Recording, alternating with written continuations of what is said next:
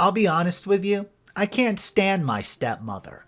She set me up on a blind date.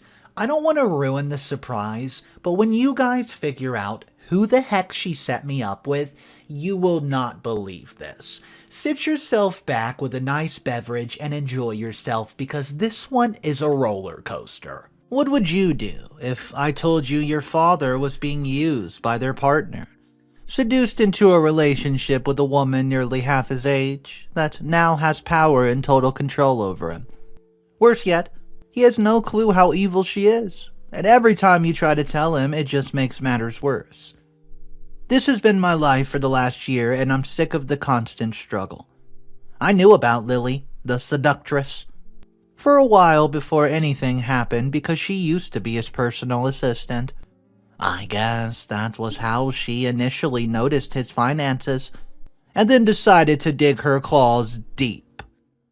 A few months after he hired her, they were already dating, and I had the very unwelcoming surprise of finding her one night at home with him, which did not sit well with me at all.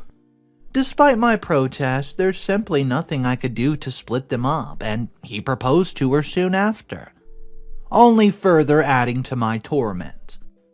Skipping ahead a few unhappy months, and we get to the root of the latest issue in my long war with the person I now had to call my stepmother. Ever since Lily had come into our lives, there seemed to be a gap growing between my father and me, with contact becoming less and less over time. So it caught me completely by surprise when he called one Friday afternoon, just to invite me over for dinner. I was delighted and agreed immediately, forgetting that she would be there. And then, when I heard inviting me over was her idea, I shuddered at what she may have been planning for me, and I ended up arriving a little late, but was met with no scowls or remarks when the front door opened, revealing that my father and she presented as a well-dressed, very nice couple. They moved back towards the kitchen, and I carried on through to the dining room, but paused in the doorway when I noticed a stranger sitting at the end of the table. He gazed up at me and gave me a brief smile.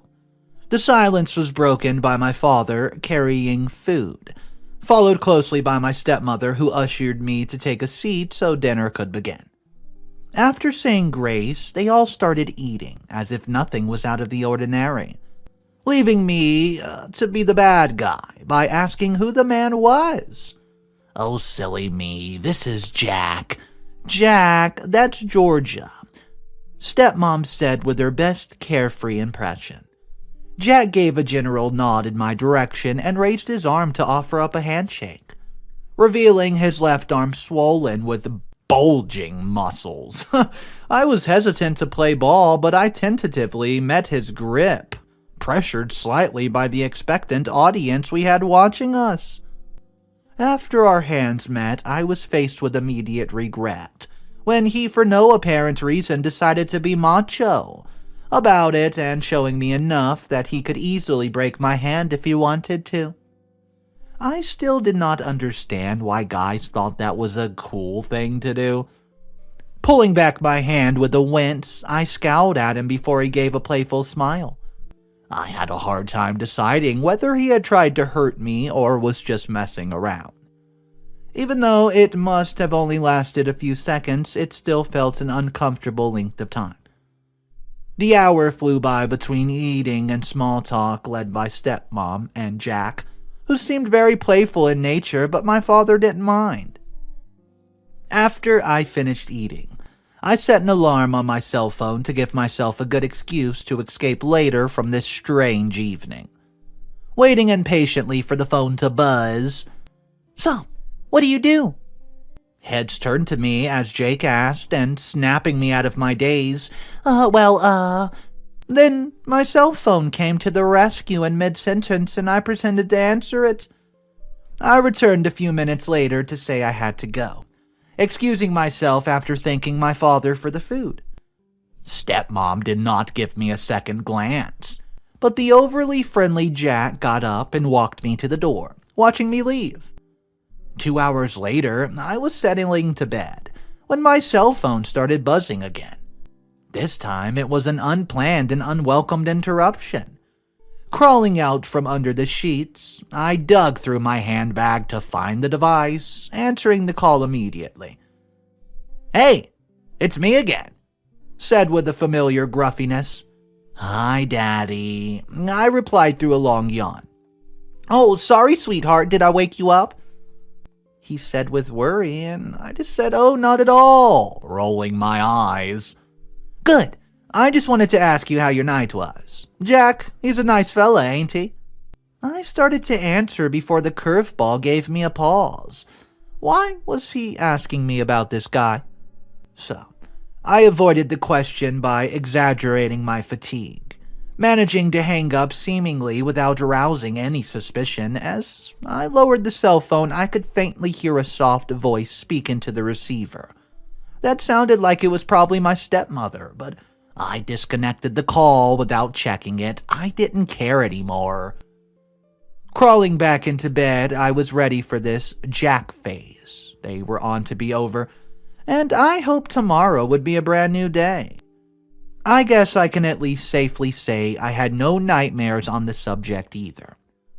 The next morning, I was just getting ready to go ahead and meet some friends when I had another unwelcome interruption. Stepping out of my door, I almost jumped out of my skin when I found my father and stepmother standing on the porch like statues, presumably in a standoff over who would be the one to press the ringer first.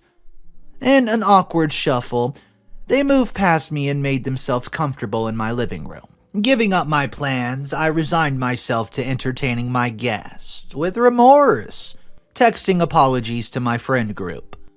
Well, in a polite but blunt manner, I softly interrogated them about the reason for their vast visit, and they were only too happy to jump directly into business.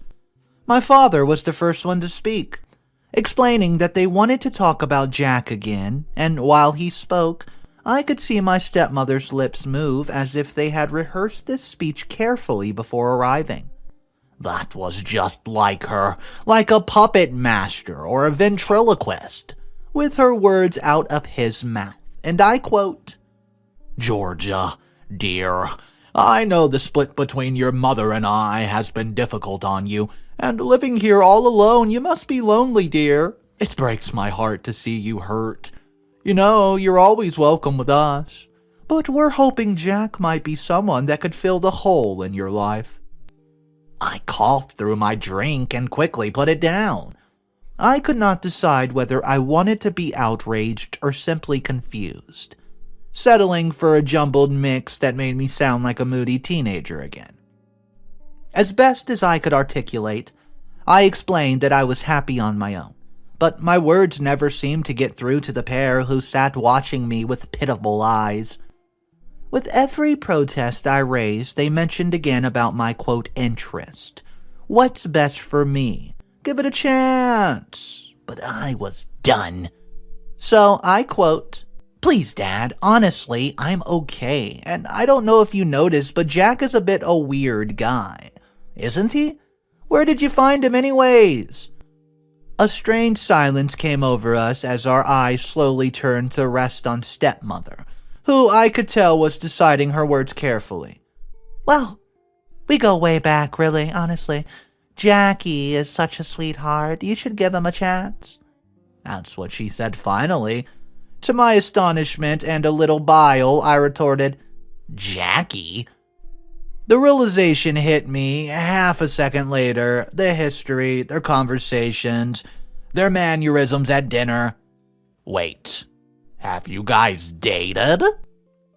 So, you dated, and now you're passing him over to me.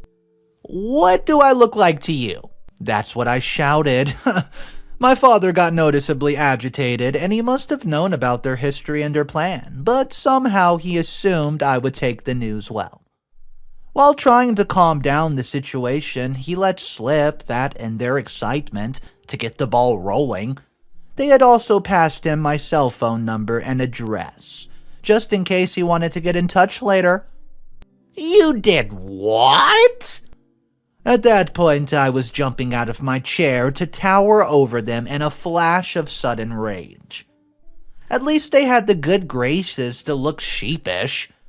"Honey, we didn't think you'd mind." My father stumbled upon that sentence. "We just want what's best for you, Georgie." Continuing stepmom with a forced smile. "I mean, they gave someone else my number and my address without even asking me. It may be someone stepmother knew, but he was a complete stranger to me." They shared a look that suggested they did not understand the magnitude of their misunderstanding, writing me off as a drama queen instead.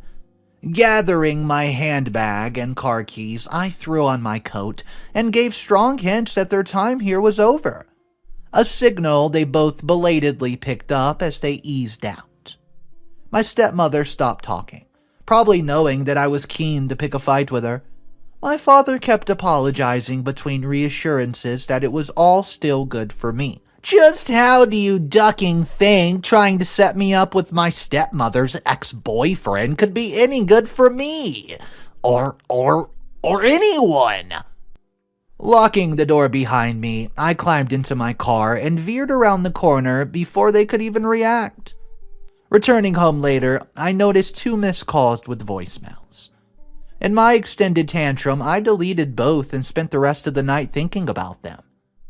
A week of unanswered calls go by before I come to terms with my grudge.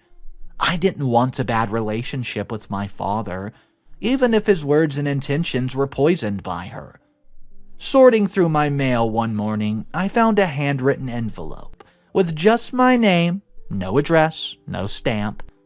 Tearing it open, I found it to be an apology along with an invitation to dinner at my favorite restaurant in town. He sure knew how to get on my good side. I walked down the busy sidewalk and entered the little Italian restaurant that I adored. The restaurant inside was already bustling with activity as waiters darted between tables of diners, shuffling plates with new orders. Scanning across the room, I didn't see my father, but after giving my name to the waiter, they led me upstairs. Sitting with his back facing me was an irritatingly familiar shaved head. Unaware of my approach, the man finished a swig of his lager and gave a loud belch, causing the waiter to fidget uncomfortably. Coughing loudly, he turned sharply and finally saw me, stumbling to his feet as he did so. I quietly wondered how long he had been sitting and drinking alone. "Jack? Oh, what a pleasant surprise." Yeah, I knew how to lie enthusiastically. "Hey, Georgie, right? Actually, it's Georgia." Yeah, I corrected him immediately. Taking our seats, I scanned the room again. When I saw no other familiar faces, I turned back to Jack to check where they were, with a very unpleasant shock that it would just be us eating this evening. My father had set me up. They conspired to force me and Jack together, all under the ruse of a happy family dinner. An apology dinner nonetheless. I was angry but stubborn. As they had already paid for it ahead, I stayed and decided to endure my evening with this man and then never see him again. After our starters, Jack had 4 empty bottles lined up like trophies alongside of the table. It got so bad it became difficult to organize space for the food. When he did not finish his main course, I could tell he was on a liquid diet tonight. But while his appetite declined, the amount he talked dramatically increased. Shame, because also it became more and more slurred and nonsensical over time. Realizing the opportunity, I steered the conversation towards Jack's past with Lily, which he happily obligated without any sense of caution, giving me a long story of their love life in far too much detail. When that uncomfortable nightmare was over, I expected him to change the subject. Instead, he starts talking about her side businesses and her side, quote, sugar account. Resting my hand on his, I encouraged him to share more, so he revealed the dark side of her I always knew she had. 10 minutes later, I pushed Jack into a taxi and left him to work out the rest. Not eager to follow up on his offer to take the quote party back to my place, and I sincerely hoped that he would not be waiting for me when I got home. Luck was on my side and my home was undisturbed. With what felt like a victory out of this evening, I was excited about what I might find if I dug more. With my curiosity piqued by Jack's slurred words last night, I came up with a plan to find the truth, hoping it goes as smoothly as I'm imagining. First, I called them the next morning saying that I was really pleased about last night's date, and I wanted to talk to them about it, and if they could meet me at a little cafe in town for lunch. Next, I drove over and parked a few blocks away from their house, peering from a distance until they left, and casually I approached the house to avoid suspicion. I decided not to sneak around like a ninja, then let myself in with the spare key. I was just lucky that my father didn't care much for technology. One of the only houses on the block without a doorbell camera these days. An hour later, I had turned the house inside out, and still had not found anything incriminating that would back up Jack's stories. I mentally agreed with myself that my father's study would be safe. Well, running up to the bedroom, I began searching for empty spots between the paintings and cabinets to no luck. Just as I was about to give up, I stepped on a loose floorboard right beside the bed, which I promptly eased out of place to find a sealed plastic bag. Inside were at least 100 bank statements, each from a different account, a different name, and the only constant was they were all making regular payments to Lily. Along with the documents was an old cell phone, with numbers and names that matched the papers. Turning it on, I found flirty text messages with various men that she suggested she was scamming them all for a decent monthly wage. With this, I could finally prove that she was a true jerk, only interested in money, no better than a dirty scammer. So, I sat comfortably sunk into my armchair in the living room and waited for them to return. During this quiet time, I practiced my best impression of a Bond, a villain, revealing complete with a chair twirl and a toy cat. I left the lights on at least. Didn't want them to call the cops or anything drastic. After I heard the front door slam behind them, I let them shuffle deeper inside. Mutters of annoyance and concern, no doubt about my no-show. Stepmother was first into the room and was immediately wide-eyed when she saw me, although she seemed more in shock to see what I was holding than expected to visit. She was silent, and I waited with a curled smile for my father to follow her in, jumping in a shock when he noticed me too. I let her panic take control of the situation, and I barely needed to say a word, realizing that the truth would finally come out. Well, between her denials and her excuses, she confessed to everything, while we simply stopped and listened. At the end of the story, she stopped to take a long breath, and my father, who had previously been in a catatonic state, now stood and left the room. She ran after him, giving the briefest of evil glares towards me on her way out, and I waved her goodbye. This was not a hole she was going to be able to dig herself out of, and she knew it. After months of trying, I had finally managed to drive a wedge between the, quote, love-struck pair. And I finally managed to open my father's eyes to show him who the real Lily is. The next few weeks looked to be the toughest, but I knew nothing could be as tough as having to call her, quote, stepmother these last few months. I'm eager to greet this as the first step to kicking her out of our lives for good, so that we can go back to being a happy family once more.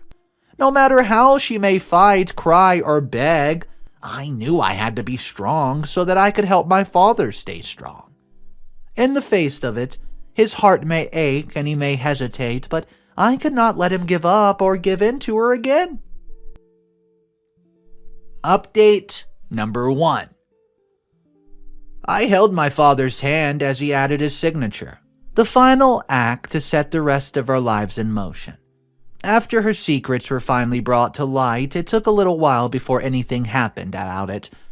Eventually, I decided to do something to help by finding a local attorney.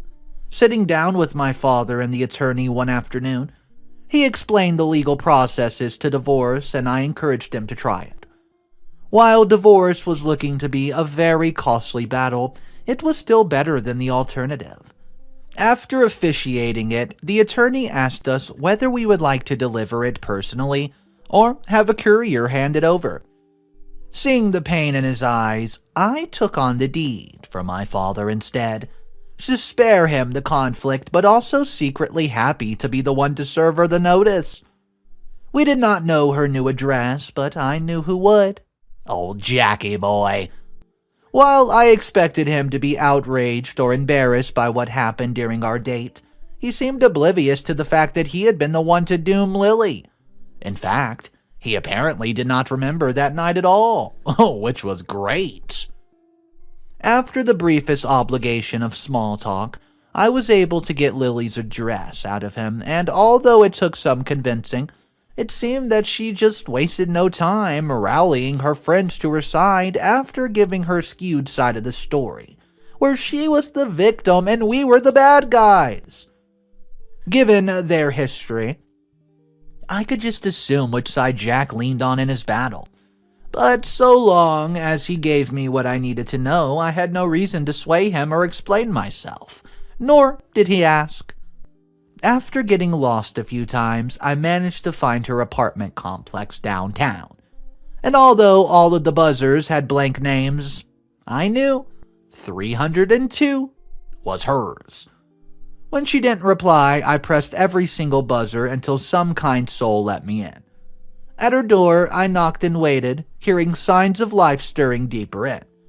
5 minutes later, I knocked again and the door swung open, revealing a loosely dressed and disheveled figure of my stepmother. She glared at me with a tired and weary expression, but said no words. Without a hello or any pleasantness, I just handed over the paper and left with a satisfying finisher. And I quote, "You've been divorced, girl," with a slight smiling face. The next morning, we got a call from an attorney claiming to represent stepmother, who was now pursuing a counterclaim against us, with their own versions of the events in place. For her troubles, she is asking for $25,000 from us over these charges. With neither party willing to compromise or cooperate, we resolved to battle it out in court. And that was set. Update number 2. Hey guys, well, stepping into the courtroom, I realized for the first time along this process that I was nervous. A stepmother, who we had not even seen since we declared war, now sat pretty between a pair of two suave attorneys who dressed like they meant business. The judge entered the room and, well, it was full between us, nosy reporters, and otherwise curious observers. Our attorneys addressed the court, and then the dance of dragons began, as they exchanged heated words throughout the day, with little we were asked to do or say. We had been briefed, prepared for the testimony, as it would likely come to us each, and we would be called for our versions of the story at one point or the other. The first big development in the case came as a disadvantage, when the enemy accused me of trespassing an unlawful search, which, if accepted, may decide that I obtained the evidence illegally and made it unusable. A lucky twist from our own attorney proved that I could not have trespassed, however, because it was not her house in the first place, as it was an old property belonging to my family, which I had been granted a spare key. Ha! In your face. I thought, well, the next few days were spent questioning the persons of interest, my father, Lily, myself, and Jack. And though we each vowed to tell the truth and nothing but the truth, we still ended up telling different stories. Even Jack sounded like he'd been given a script just to stick to it. If anything was going to tip this in our favor now, it's what I found. And after handing it over, it was reviewed carefully before the next trial date. Update number 3. The final day was here. Today the judge would make or break us, save our lives or ruin them. The courtroom throughout these hard weeks, which had been a battlefield now, felt more silent than a graveyard. After much deliberation, the judge returned and gave his verdict. To him, he said the choice was difficult, but he had to do the right thing. And in his mind, that was the prosecution of us. The judge approved the divorce and dismissed stepmother's counterclaim. On top of that, she was struck with charges of fraud, harassment, blackmail, perjury, which Lily was rewarded in a massive fine, payable to us, and minimal jail time. The courtroom erupted in applause and uproar when Lily and her attorneys sat dismayed at the results. Not once looking in our direction and their exit. I felt like celebrating after that.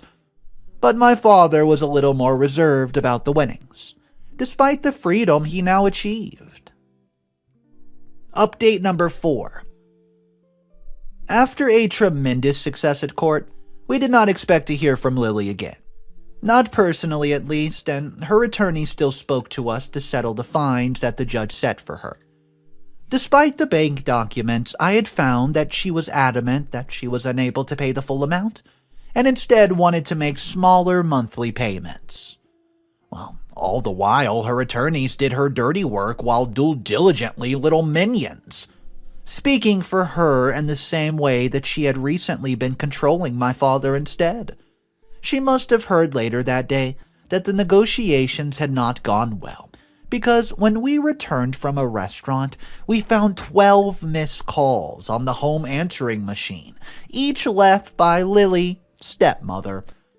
It showed an interesting transition if you listened to them all between stages of grief, denial, and anger. No doubt as she spent her whole evening trying to fix her mess with sweet talk. Through each voicemail, an underlying message was clear. She was trying to beg us for mercy. The audacity of the request was absolutely incredible. Despite everything she's done, she now wanted us to clear her fines. She gave no apology or responsibility for her actions. I deleted the voicemails after listening to them, deciding that my father was better off than having to hear her cries, so that he could not be tempted into going easy on the person he once loved. I realized soon after that was a mistake.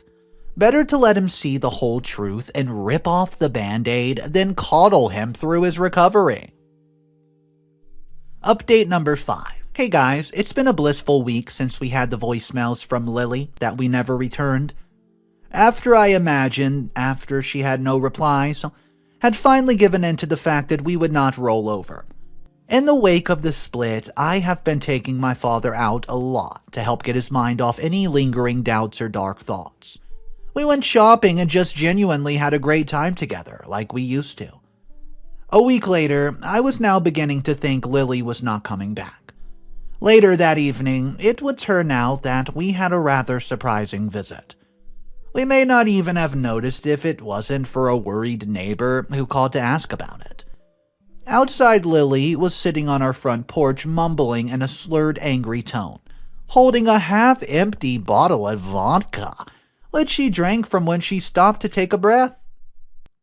My father caught me peeking between the blinds and got curious, so there was now no way to hide it from him either, and no way to stop him from opening the door.